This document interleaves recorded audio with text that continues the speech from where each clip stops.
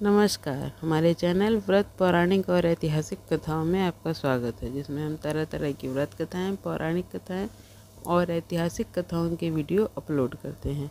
हमारी आज की ऐतिहासिक कथा है शहीद भगत सिंह का जीवन परिचय।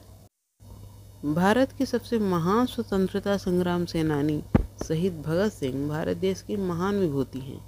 मात्र 23 साल की उम्र में इन्होंने अपने देश के लिए अपने प्राण न्यौछावर कर दिए। भारत की आज़ादी की लड़ाई के समय भगत सिंह सभी नौजवानों के लिए यूथ आइकन थे, जो उन्हें देश के लिए आगे आने को प्रोत्साहित करते थे। भगत सिंह सिख परिवार में जन्मे थे। बचपन से ही उन्होंने अपने आसपास अंग्रेजों को भारतीयों पर अत्याचार करते देखा था, जिससे कम उम्र में ही देश के लिए कुछ कर गुजरने की बात उनके मन में बैठ चुकी थी। उनका सोचना था कि देश के नौजवान देश की काया पलट सकते हैं, इसलिए उन्होंने सभी नौजवानों को एक नई दिशा दिखाने की कोशिश की। भगत सिंह का पूरा जीवन संघर्ष से भरा रहा है। भगत सिंह का जन्म सिख परिवार में हुआ था। उनके जन्म के समय उनके पिता किशन सिंह जेल में थे। भगत सिंह ने बचपन से ही अपने घर वालों में देशभक्ति देखी थी। इनके चाचा अजीत सिंह बहुत बड़े स्वतंत्रता संग्राम सेनानी थे, जिन्होंने भारतीय देशभक्ति एसोसिएशन भी बनाई थी। इसमें उनके साथ सैयद हैदर रजा थे। अजीत सिंह के खिलाफ 22 केस दर्ज थे, जिससे बचने के लिए उन्हें ईरान जाना पड़ा। भगत सिंह के पिता ने उनका दाखिला दयानंद एंग्लो वैदिक हाई स्कूल में कराया था। 1919 में हुए जलियांवाला बाग हत्याकांड से भगत सिंह बहुत दुखी हुए थे और महात्मा गांधी द्वारा चलाए गए असहयोग आंदोलन का उन्होंने खुलकर समर्थन किया था।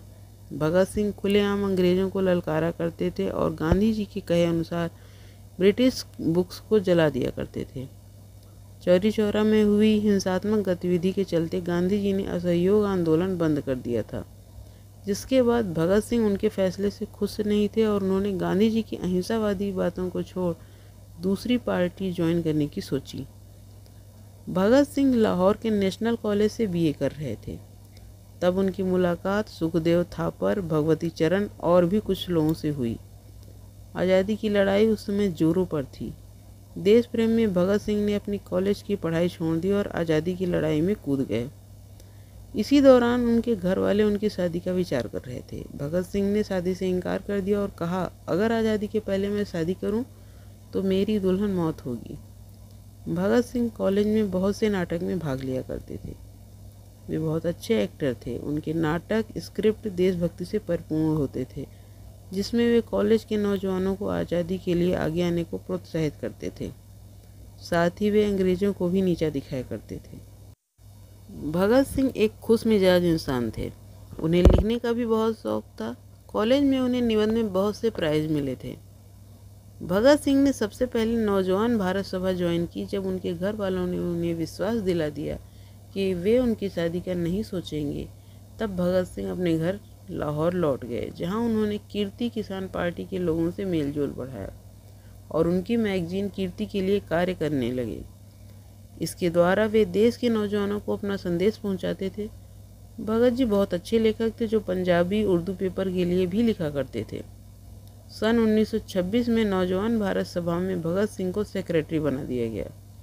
इसके बाद 1928 में उन्होंने Hindustan socialist Republican association party join कर ली, जो कि एक मौलिक पार्टी थी, जिसे चंद्रशेखर आज़ाद ने बनाया था।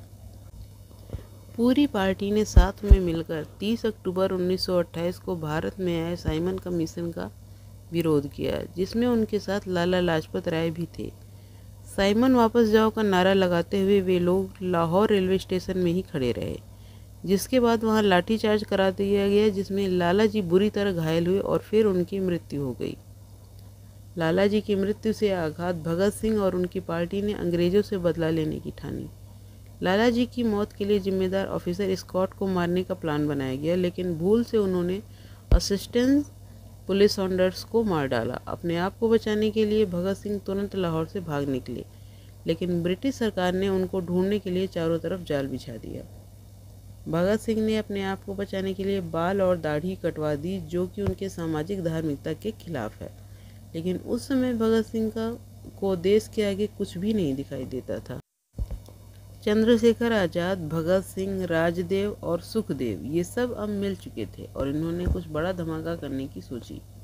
भगत सिंह कहते थे अंग्रेज बहरे हो गए हैं, इन्हें ऊंचा सुनाई देता है, जिसके लिए बड़ा धमाका जरूरी है। इस बार उन्होंने फैसला किया कि वे लोग कमज़ोर की तरफ भागेंगे नहीं, बल्कि अपने आप को पुलिस के हवाले करेंगे, जिससे देशवासियों को सही संदेश पहुंचे।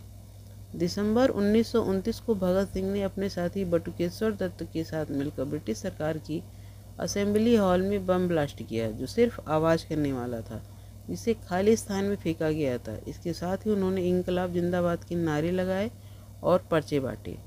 इसके बाद दोनों ने अपने आप को गिरफ्तार करा दिया।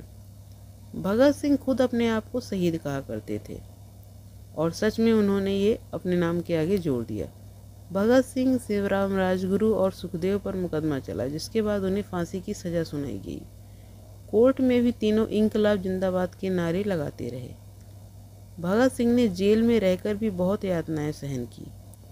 उन्हें न अच्छा खाना मिलता था, न कपड़े। कैदियों की स्थिति को सुधार के लिए भगत सिंह ने जेल के अंदर भी आंदोलन शुरू कर दिया। उन्होंने अपनी मांग पूरी करवाने के लिए कई दिनों तक न पानी पिया, न अन्न का एक दाना ग्रहण किया। अंग्रेज पुलिस उन्हें बहुत मारा करती थी, तरह तरह की यातनाएं देती थी, जिससे भगत सिंह परेशान होकर हार जाएं, लेकिन उन्होंने अंत तक हार नहीं मानी। सन 1930 में भगत जी ने वाई आई एम एथिस्ट नाम की एक किताब लिखी। 23 मार्च 1931 को भगत सिंह, राजगुरु और सुखदेव को फांसी दे दी गई।